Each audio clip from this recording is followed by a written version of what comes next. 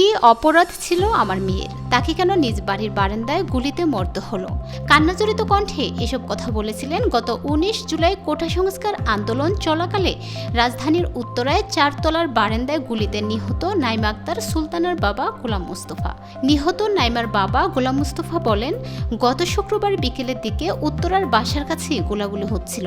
নাইমা ওই সময় বারান্দায় কাপড় আনতে যায়। হঠাৎ একটি গুলি এসে তার মাথায় লাগে। সঙ্গে সঙ্গে সে বারান্দার মেঝেতে লুটিয়ে পড়ে।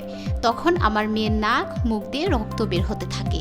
বাসা থেকে তাকে উত্তরার একটি হাসপাতালে নিয়ে গেলে কর্তব্যরত চিকিৎসক তাকে মৃত ঘোষণা করেন। আমরা কার কাছে বিচার চাইব, কার কাছে অভিযোগ করব? আমাদের খবর কেউ নেয়নি। আমি আমার মেয়ে হত্যার বিচার চাই।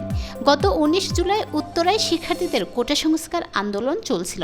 সেখানে পুলিশ শিক্ষার্থীদের মধ্যে ধাওয়া পাল্টা ধাওয়া ও সংঘর্ষের ঘটনা ঘটে। সড়কের পাশে একটি ভবনের ৪ তলায় পরিবারের সঙ্গে থাকত উত্তরা মাইলস্টোন স্কুলের ১০ম শ্রেণীর ছাত্রী নাইমা আক্তার সুলতানা। কে জানতো বারান্দায় শুকনো কাপড় আনতে গিয়ে মাথায় গুলি লাগবে নাইমার? গুলিবিদ্ধ হয়ে বারান্দাতেই লুটিয়ে পড়ে সে। পরে তার মা ও পরিবারের অন্য সদস্যরা হাসপাতালে নিয়ে গেলে চিকিৎসক নাইমাকে মৃত ঘোষণা করেন। পরদিন ২০ জুলাই নাইমাকে তার গ্রামের বাড়িতে দাফন করা হয়।